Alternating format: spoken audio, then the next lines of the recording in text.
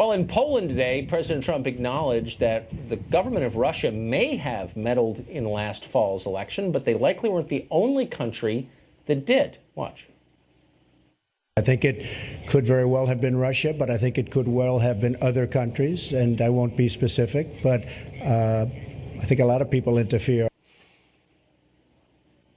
So that was one of the first questions he got. This Russia thing has gone on for months and months and months. Innuendo from the press and the Democratic Party, all of whom have demanded and gotten major investigations of every Trump associate for every conceivable tie to Vladimir Putin's government.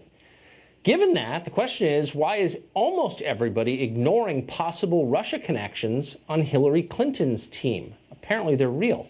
Peter Schweitzer is the author of the book Clinton Cash. He just wrote a new op-ed pointing out the complex relationship between the Clinton campaign manager, John Podesta, and the government of Russia. Peter Schweitzer joins us tonight.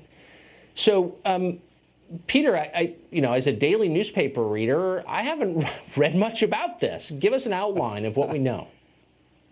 Yeah, very few people have covered this. We first reported it back in July, and there's new information that's come out. In January of 2011, when John Podesta is advising Hillary Clinton as Secretary of State as part of a foreign policy advisory board, advising her on personnel matters, speeches, policy, he joins the board of a Boston-based energy company called Juul Energy. 2 months after he joins the board, the Russian government, in the form of a sovereign wealth fund controlled by Vladimir Putin, this is a fund called Putin's Child by Russia's science minister, they they invest $35 million into this company. It's a big investment. The company at this point had only raised $110 million. They get board seats, they get memberships on those executive committees, and John Podesta gets 75,000 shares of stock in this company. When he goes and joins the Obama administration in the White House as a senior counselor, he transfers those shares to his kids. But he continues to receive emails updating him on what Juul's doing and even helping them make decisions. So here you have a situation where John Podesta has a commercial relationship directly with the Russian government. There are 2 Russians that are sitting on the board of this company along with him while he is advising Hillary Clinton on the Russian reset and other issues. Now, just 2 quick questions. Is he allowed to do this from his perch in the federal government or orchestrate decision-making for the company?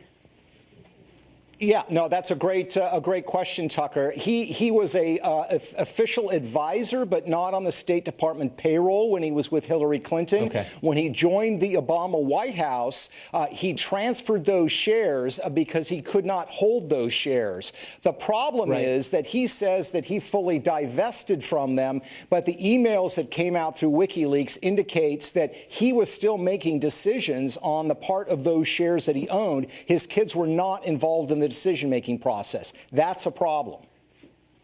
Very quickly, is there any reason the government of Vladimir Putin would have an interest in this specific energy company? Absolutely. It has all kinds of applications, commercial and potentially military. The purpose of this Rusnano fund was to create jobs in Russia. And the $35 million that this company received was ostensibly given to the company, or the investment was made, to create a manufacturing facility in Russia itself. That factory, for some reason, was never built, and it's unclear what happened to that $35 million. But yes, the kind of biofuels that they were developing definitely had military application. Right. And this commercial relationship between Putin and Podesta is taking place during the Russian reset with all kinds of tech transfer going on. Amazing. I'm not alleging anything, but I'm glad to know that. Peter Schweitzer, thanks a lot for that. Appreciate it.